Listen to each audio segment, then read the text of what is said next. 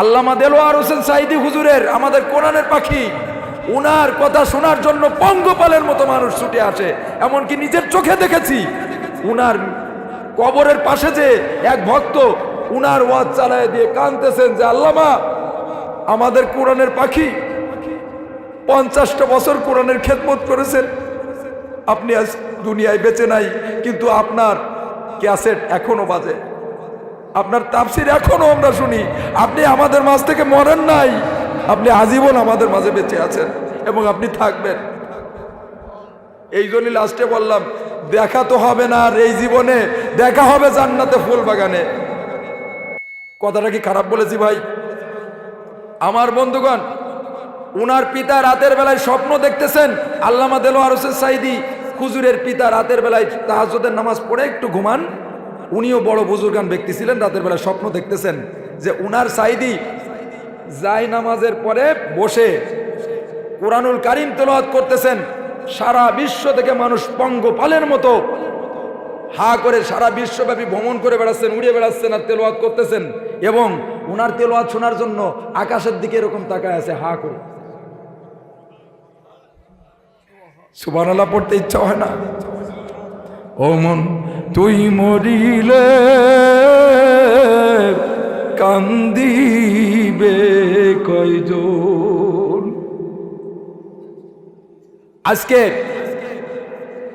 সারা শুধু not only Bangladesh but also all over the world আল্লাহ এমন ভাবে কবুল করছিলেন যে দেখেন ওই মক্কা শরীফে তিনি এমন সম্মান পেতেন, সারা বিশ্বের মধ্যে তৃতীয় না দ্বিতীয় স্থানে উনি প্রবেশ করতেন। এবং অনেক দেশে উনি মরার পরে গায়েবানা জানাজা হয়েছে। আমার বাংলাদেশে মানিকগঞ্জের পীর সাহেব হুজুর আমার চোখের সামনে ওনার গায়েবানা জানাজা করছেন।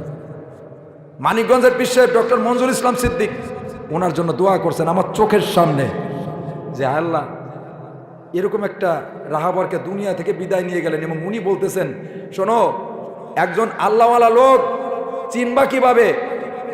যখন সে বিদায় নিয়ে যাবে তখন জমিনটা কেঁপে উঠবে, আসমান থেকে বর্ষণ হবে, সমস্ত কিছু কান্নায় ফেটে পড়বে, জমিন এতিম হয়ে যাবে। তা ভূমিকম্প হয়েছিল না?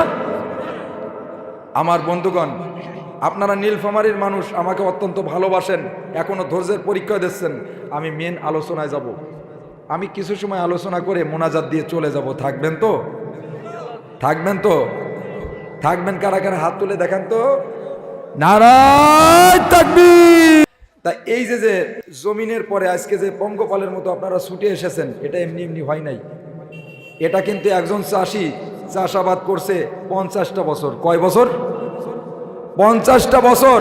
13টা বছর বাতিলের জেলখানায় তিনি জুলুম, নিপীড়ন, নির্যাতন সহ্য করছে, কিন্তু জীবনের শেষ অবধি পর্যন্ত নিজের মজবুত ঈমান নিয়ে টিকেছিল। কখনো কোনো বাতিলের কাছে, কোনো নাস্তিকের কাছে মাথা নত করে নাই। আমি বিশেষ করে ওনার এলাকা থেকে মাসুদ ভাই সিনিয়র একজন ব্যক্তিত্ব বসে আল্লামা সাঈদী সাহেবকে নিয়ে, রাহিমাহুল্লাহ, কোরআনের পাখি, আমাদের কোরআনের পাখিকে নিয়ে আপনি কিছু কথা বলছেন, মনে হলো ওনার জীবনের সাথে আপনার মিলে গেল। তা আমি বললাম যে আচ্ছা, আমাদের আল্লামা ওনার মাহফিলে যে পঙ্গপালের মতো মানুষ ছুটে যেত, আজকে যে এই যে নীলফামারীতে এসেছি, নীলফামারীর মানুষেরা রাত 2টার সময় এখনো হাজার হাজার মানুষের সমাগম। পাশে আছে আমার আর এক বড় ভাই আফতাব ভাই, রাজশাহীর আফতাব ভাই, নামকরা বক্তা, তিনিও আলোচনা শুনছেন। কিসের জন্য? এই আল্লাহর আপনাদের মহব্বত, আপনারা বসে আছেন, আপনাদের ফেলে রেখে উনি যাইতে পারেন নাই। তা এর কারণ কি? আল্লামা সাঈদী হুজুরকে মানুষ এত ভালোবাসতেন, তার কারণ কি? তখন বলছিলেন যে ওনাদের বাড়ির পাশে ওনার চাচা ছিল ফুরফুরা শরীফের একজন বিরাট খাদেম, খলিফা ছিল। একটু শোনেন, মজা পাবেন। ফুরফুরা শরীফের একজন বিরাট খাদেম ছিল, অর্থাৎ একজন খলিফা ছিল। ফুরফুরার যে মেন যে পীর সাহেব, মানে প্রধান যে দায়িত্বে, উনি ওই দাদা হুজুর, উনি আসছিলেন ওনার বাড়িতে, দাওয়াতে আসছিলেন। তা ওনার বাড়িতে একটা বড় করে মাহফিল হয়েছিল, ওনার চাচার বাড়িতে। মাহফিল হওয়ার পরে, মাহফিল শেষ করার পরে পাশে আল্লামা দেলোয়ার হোসেন সাঈদী কোরআনের পাখি উনি দাঁড়ায় আছেন। এখন ওনার চাচাকে বলছে, তোমার ছেলে মেয়ে কয়জন? পরে বলছে যে আমার এক ছেলে এক মেয়ে, এরকম কিছু বলছে, আমি এটা ভুলে গেছি। ছেলের কথা বললেন, পরে বলে তোমার ছেলেটাকে নিয়ে আসো। পরে বলছে সে তো এখানে নেই, একটু বাইরে গেছে, তাহলে আমি ডেকে নিয়ে আসি। পাশে পাশে যে দাঁড়ানো আছে সুন্দর ছেলেটা, এই ছেলেটা কে? পরে বলো যে এ তো আমার মানে এ তো আমার ভাইয়ের ছেলে। পরে বললো যে ঠিক আছে বাবা, তুমি এদিকে আসো। আল্লামা সাঈদী সাহেব রাহিমাহুল্লাহ, কোরআনের পাখি, ওনাকে ডাক দিলেন, বলো যে বাবা। ফুরফুরার পীর সাহেব হুজুর বললেন, বাবা তুমি গালটা হা করো তো। তখন উনি গালটা হা করলেন, ওনার গালের ভিতরে একটা ফু দিয়ে দিলেন। কি দিলেন? ফু দিয়ে দিলেন। দেখেন, আল্লাহ পাক রব্বুল আলামিন কোনো ব্যক্তির প্রতি যদি রহমত করেন, তাহলে তার কণ্ঠ যদি ভাঙাও হয়, তার ভিতরে আলোচনা একটা দরদ থাকে, তাও শুনতে ভালো লাগে। কথা বলেন ঠিক কিনা? মনে হয় মধুময়। মাথায় একটা ফু দিলেন। তখন পরে উনি ওনার ছেলেকে নিয়ে, আল্লামা সাঈদী হুজুরের চাচার ছেলেকে নিয়ে পরে আসছে। পরে বলছে যে দোয়া তো করে দিছি তো দোয়া করে। সাঈদী হুজুরের ফু দিয়ে দিছে, মাথায় একটা ফু দিছে, এই মুখটা হা করে একটা ফু দিয়ে দিছে। পরে বলছে যে আমার ছেলেটাকে তো নিয়ে আসছি হুজুর।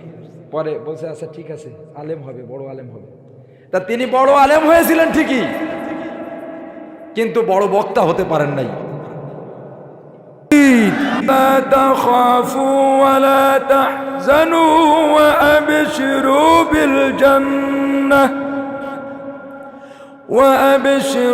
بالجنة التي كنتم توعدون।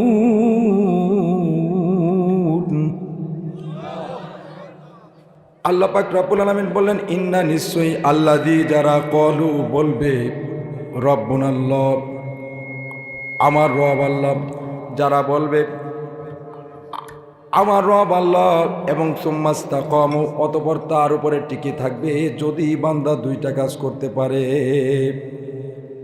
সেটা হলো তাতানাজ্জালু আলাইহিমুল মালাইকা। রব্বুল আলামিন পরিষ্কারভাবে জানিয়ে দিলেন, ওই সমস্ত বান্দা এবং বান্দীদের প্রতি আমি আসমান থেকে রহমতের ফেরেশতা নাজিল করে দেই।